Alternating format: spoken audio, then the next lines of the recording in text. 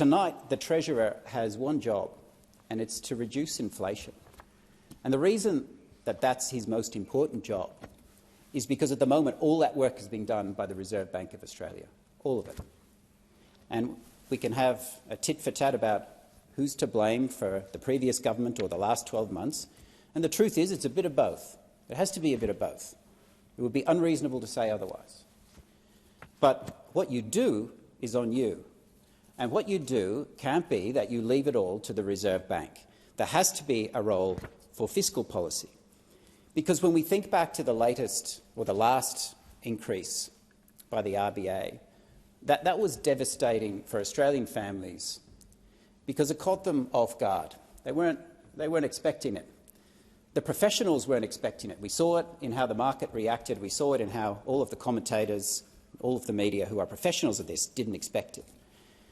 And one of the reasons it happened was because the RBA is addressing something that the government should be assisting with, and that is core inflation.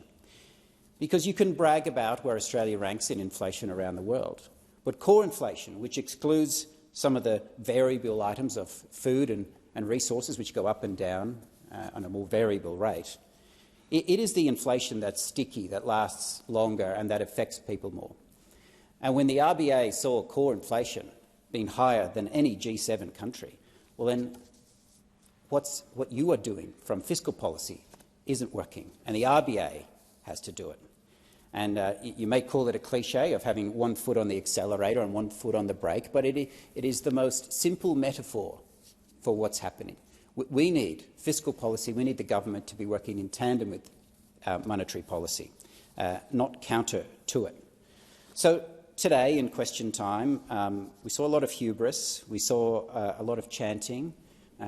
The responses of why were repeated with great enthusiasm today. And we hear the same cliches again: inherited $1 trillion of debt. Even though half of that, you say Liberal debt, half of that inherited from the previous Labor government.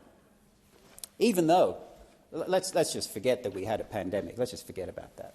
And let's forget that there was actual responses to that included your support of the pandemic debt. That's just conveniently forgotten.